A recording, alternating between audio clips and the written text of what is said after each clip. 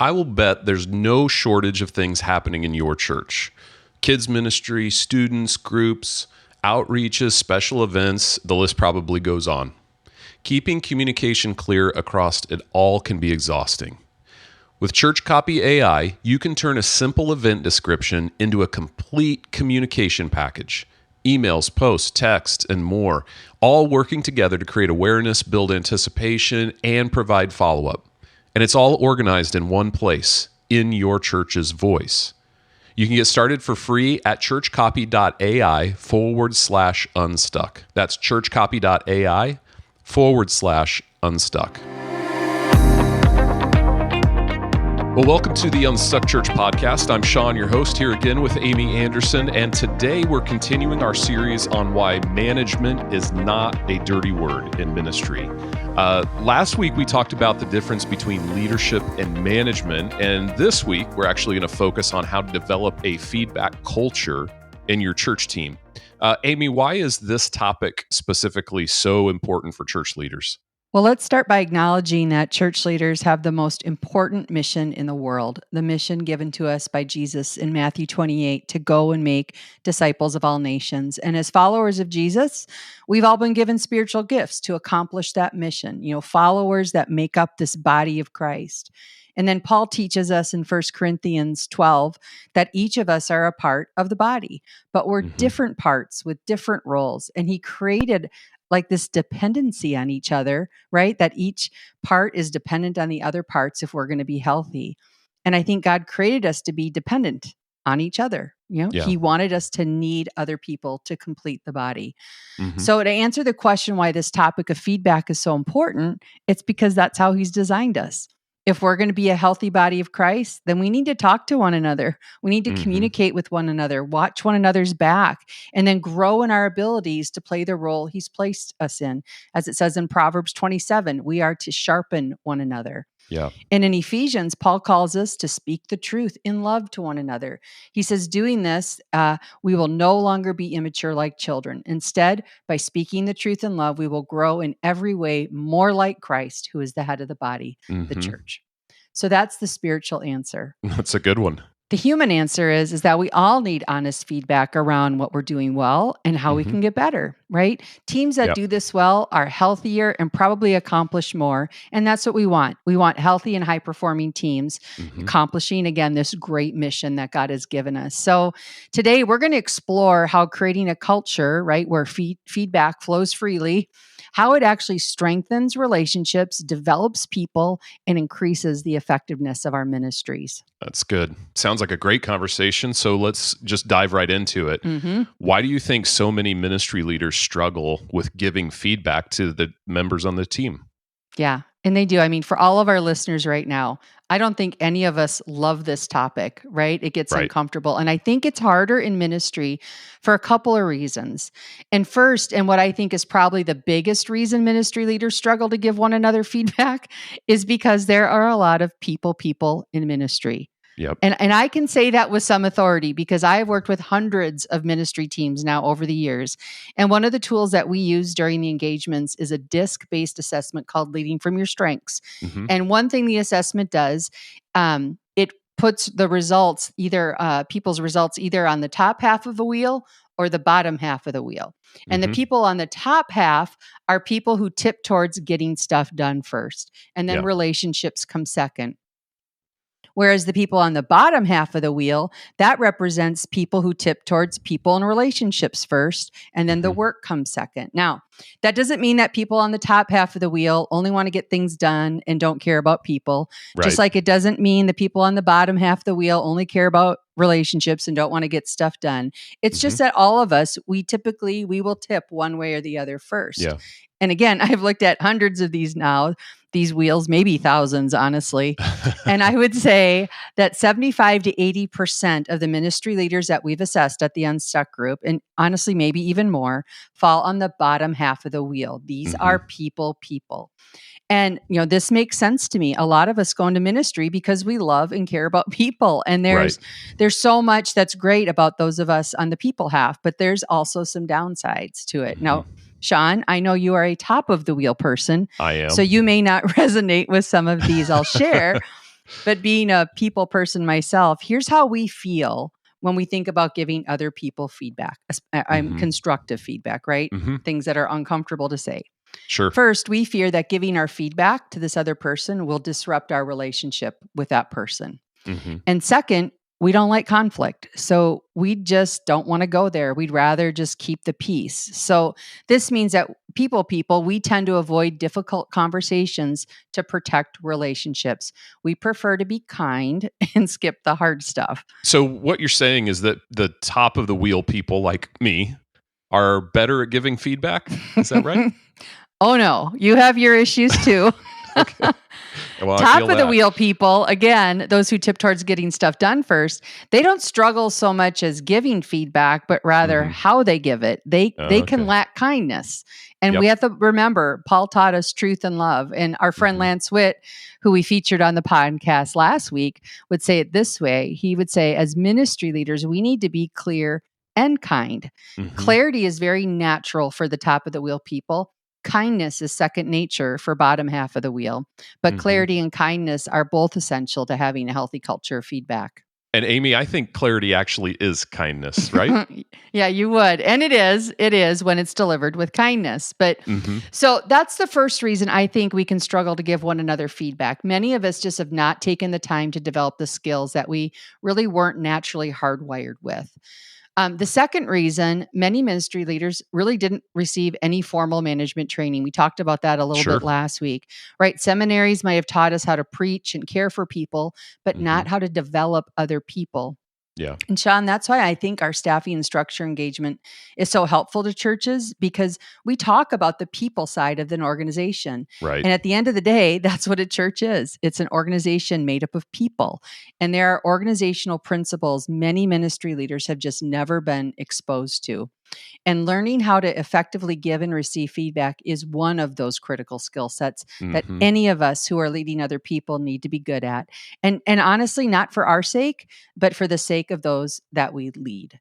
Yeah. And I'll just add one more. The last main reason I think why in ministry we can struggle to give one another feedback. And again, this is unique to the church world, but it's because we can often see our staff team as family. Right. And we've said this before, and sometimes we are literally family if we look at staff teams. Yeah, that's true. And this family metaphor, it creates challenges because it's harder to give constructive criticism to family. You know, your mom, your dad, your uncle, whatever. Absolutely. Yeah. Well, what happens then when a feedback is absent or it's just not effective on a church team? Yeah, when this muscle's underdeveloped, two things come to mind. The first is just mediocrity, really Yeah. with no challenge, no sharpening, and sometimes no accountability. We Mhm. just leave a lot on the field. We don't get better. We just kind of maintain. We don't drift into becoming better leaders, better people, better ministers, all of that. It takes effort. And honestly, that's not an environment I want to work in. I want Right. to win. I want to grow. I want a Right. culture that brings out the best in me. And I have been blessed both in the corporate world and in ministry to have worked in cultures where feedback was normal and helpful. Mhm. Mhm. So that's the first thing that comes to mind. The second is this concept of pseudo community. Okay. Pseudo community refers to a group of people that appear harmonious and close, but Mhm. avoids honest, sometimes uncomfortable truth telling. Because difficult feedback is suppressed, then real Yeah. issues they just kind of stay underground. The in relationships, they're pretty surface level and it feels peaceful, but it's fragile, right? Yeah. Tension builds, blind spots persist, and trust doesn't deepen. And again, in teams like this, predictable behaviors show up, right? There's conflict avoidance because people want to keep the peace. Meetings are very amiable, but often concerns go unsaid. We never quite Mhm. get to the last 10% of what we need to say. Mhm. And then you've experienced this, I'm sure, Sean, but we make these decisions in the meeting, but then once we're all in the hallways, that's where all the critiques start to, come in, the meetings Right. after the meetings. Right. So the opposite is a healthy community where people practice truth and love, where they give clear and kind feedback and they Mhm. reduce, blind spots so the team can grow together. Absolutely. I've heard you talk about blind spots before and we've addressed some of that on the podcast. Can you unpack that a little bit more? Yeah, there's a tool I use when I work with ministry teams. I actually learned it when I was in college. It's a marketing in a marketing class of all places, but it's a tool called the Joe Harry window, and it was created by two guys named Joe and Harry, and it's just a simple four-box illustration. So if you're listening, just imagine a four-box kind of illustration. In one box, we call that the open space. And this is just the stuff that I know about myself and that you know about me. Mm-hmm. Like it might be I bring energy to meetings, or I'm creative, or it could Yeah. be sometimes I talk too much. I know it, you know it, my colleagues know it. It's just the stuff that everybody knows. It's the open space. Uh-huh. Then another one would be the hidden space. This is the stuff that I know about me, but you don't know. Okay. Okay. I just have not chosen to disclose it or to share. It could be Yeah. things like my opinions on something, the feelings I have on various issues, or my fears or insecurities, Mm-hmm. part of my story. I might keep those things hidden.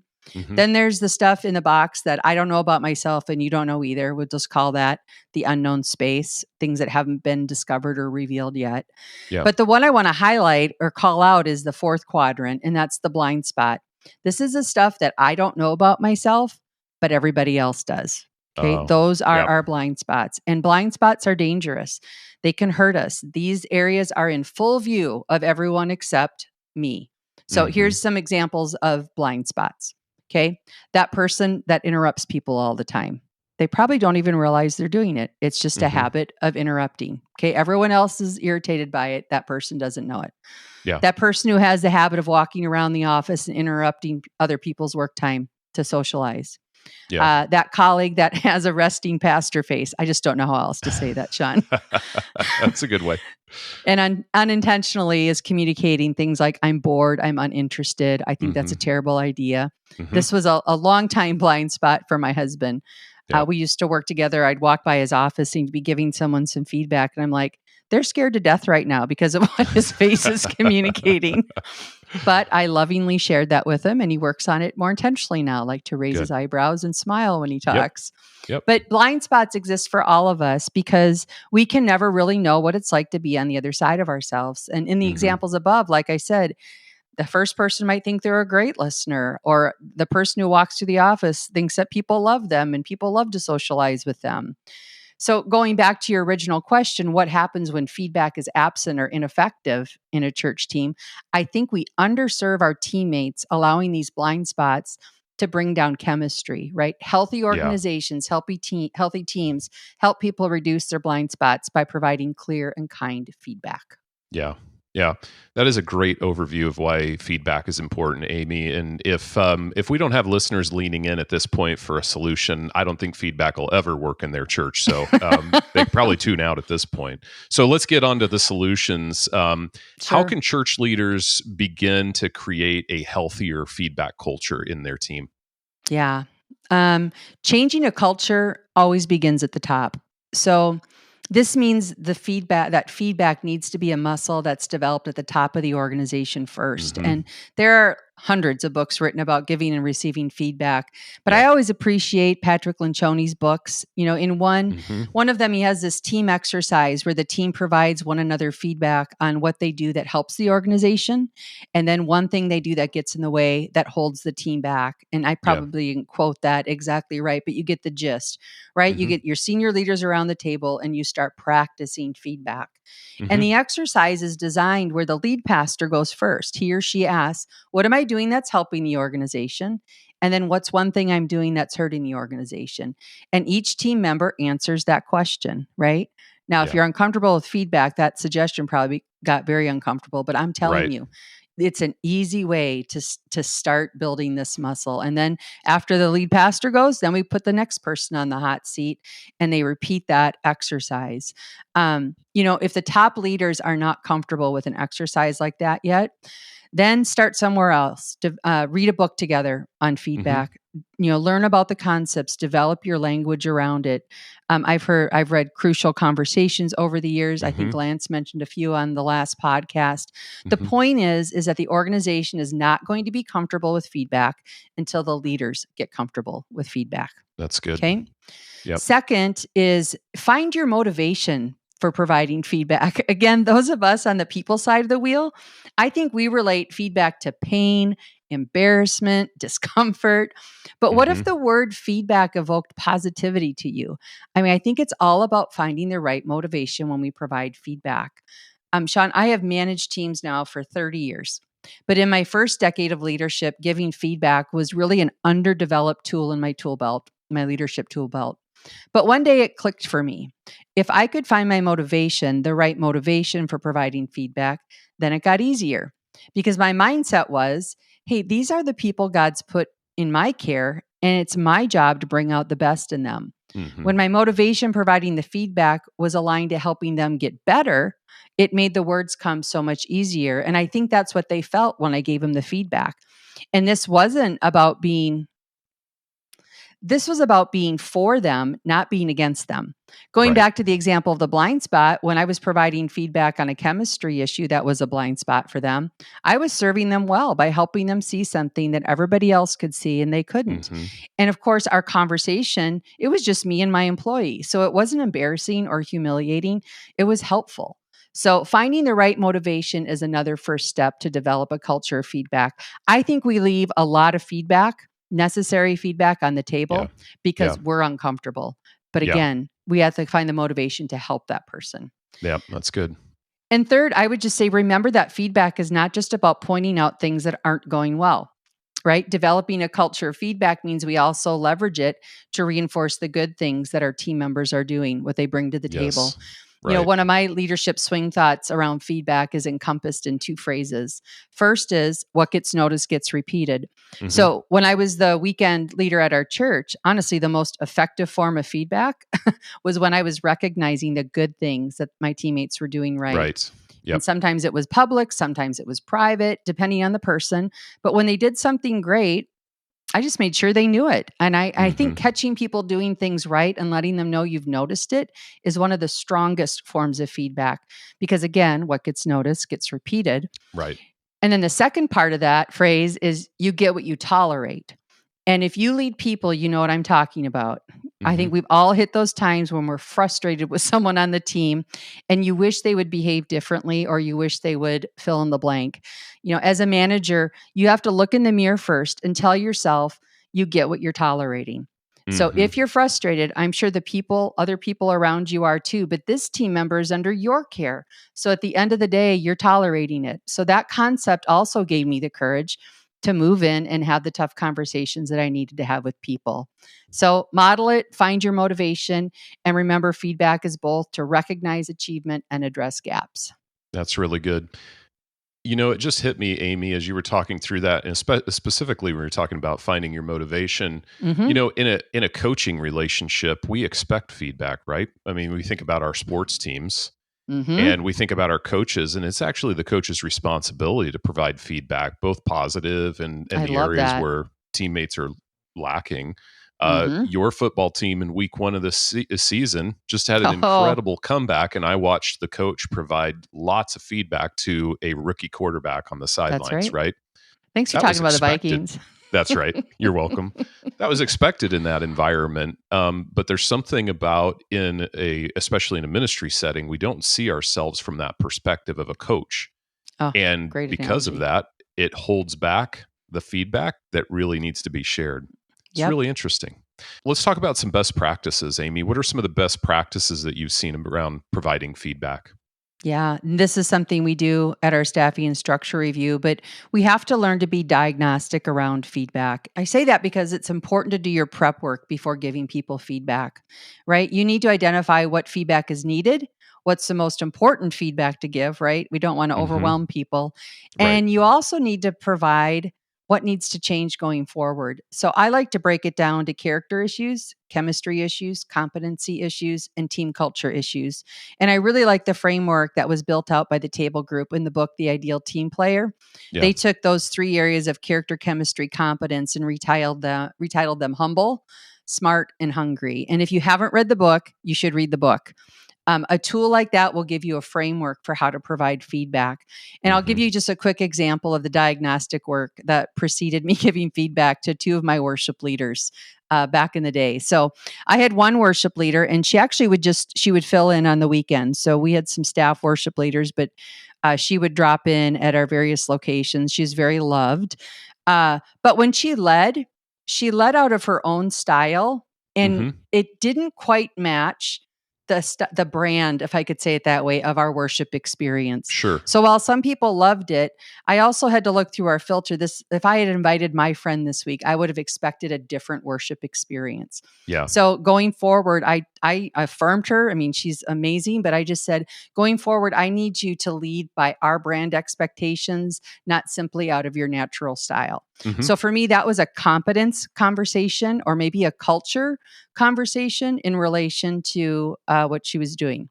Yeah. The second worship leader, we were doing rehearsal wind up to the weekend, and he had been a student worship pastor at the time, but was filling in on the weekend. And during the rehearsal, his pack didn't work. So if you don't know this, musicians all wear inner ear kind of things. And he took his pack off and he kicked it across the platform.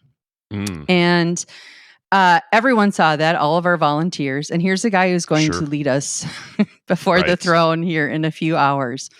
So how I gave that person feedback was, on Monday, I invited him into my office. I gave him a cup of water. I knocked his hand after he took the cup of water, and then asked him why he spilled the water all over my desk. And he said, "'Cause you bumped my arm." And I said, "Yep." I said, "You got bumped this weekend, and what spilled out did not reflect your heart very well."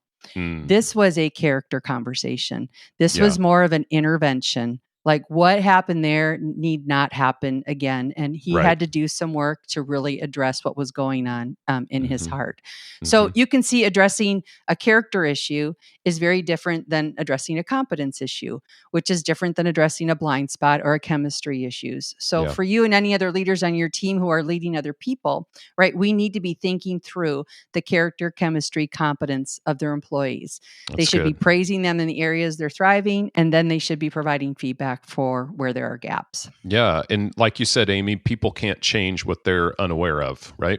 Yeah. And if we skip the step of being diagnostic, we'll end up either not giving feedback, or we'll just give very general feedback that's not helpful. And I'm a big believer, words matter. And we need to be clear and kind when we provide the feedback. And if we don't think it through, we could say things that are very unclear, very unkind. I worked with one leader, and he would literally say, "So-and-so needs to be off the team." And I'd ask, "Well, why?" And their response would be, "Well, they just don't have it," air quote, "it's." That is not good leadership. That is terrible coaching. Yeah. Which kind of leads me to my second point, best practice. You need to give people the opportunity to close the gap.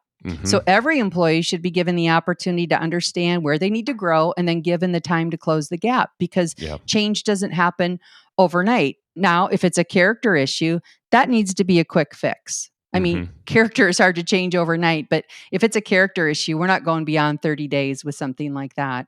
Right. But if it's a competency issue, people need time to learn, to grow.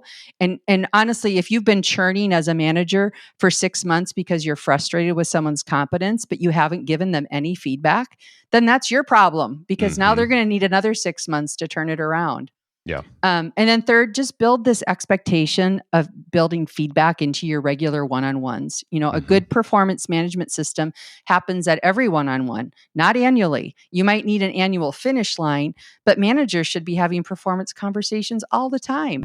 That's right. And again, if this is a muscle that hasn't been built in your team, start with the top leaders. They need to begin modeling what you want happening for the next level of leaders. And, you know, when I was building a healthy feedback culture within our worship ministry areas, I started by reading books with my team leaders. We were a large organization, so I had leaders of leaders on my team. And I'm probably dating myself, but they were books like First Break All the Rules by Marcus Buckingham, and Integrity by Dr. Henry Cloud. Yeah. And yes, we learned some things, but more than that, we were developing a common language that I could use to reinforce expectations on our team. If you're building this muscle, read through The Ideal Team Player by Patrick Lencioni, or really any resource from the Table Group, or High Impact Teams by Lance Witt. And then at your one-on-ones, provide some feedback on the concepts you're learning. Better yet, start by asking for feedback on yourself. If you've been talking through some concept with your team, if you've been reading this book, Ask your team how you're doing at it. I mean, as you model this, it will begin to lead the organization towards building the skills for giving and receiving feedback. Well, Amy, honestly, you shared a lot of great ideas and examples around creating the culture of feedback today. For leaders who want to improve their feedback skills, what's a practical kind of just first step that they could take this week to begin building this muscle? Well, I'd start by going back to modeling the feedback culture you wish to have. Ask for feedback yourself. Model the vulnerability you want to see from your team. And start small. Questions like, what's one thing I could do differently that would strengthen our team? And Yeah. again, if this is new to you, it's going to feel uncomfortable for the people you're asking feedback from. So I would even recommend putting some structure around it. It could sound something like this. Next week at our one-on-ones, I'm going to ask each of you to give me some feedback. And here's my question. What's one thing I could do differently that would strengthen us as a team? And I don't want you to worry about my feelings. I really want the feedback. The one-on-one will give us a safe space to unpack it. So be thinking about that. It could be something in my chemistry that needs to shift. Maybe there's something I could do better when it comes to being the manager of this team. Whatever it is, I really like to hear it. So please be prepared to share your thought at our next one-on-one, right? Yeah. And then at the meeting, the one-on-one, I would reiterate that you're grateful for their feedback and that they don't have to worry about your feelings, that your motivation behind this is really just to become a better manager. Yep. And just tell them your feedback and input will actually help me be a better manager. So that's something really I good. think any leader listening today could do this week. Amy, I love these conversations where you have a particular passion and an expertise in these areas. And this has been one of those episodes. So it's been great. Any final thoughts before we wrap up today?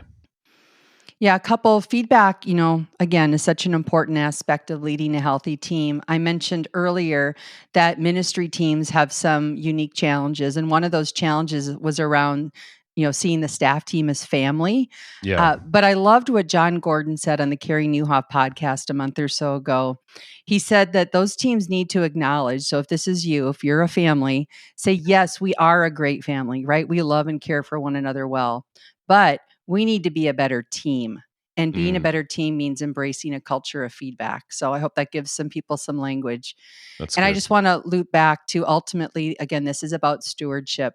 If God has placed us in a role where we're leading other people, we're responsible for helping them grow into their full potential. And, we had a great model for this in Jesus. Jesus gave direct feedback to his disciples. He was balanced in his truth and love. And the good news is, as you work on becoming a receiver of feedback, it'll start to change the resistance to feedback. Leaders who receive feedback, they create safe spaces for others to do the same. So I'm hoping you can take some next steps out of today's podcast. That's really good. Well, thanks, listeners, for joining us on this week's podcast.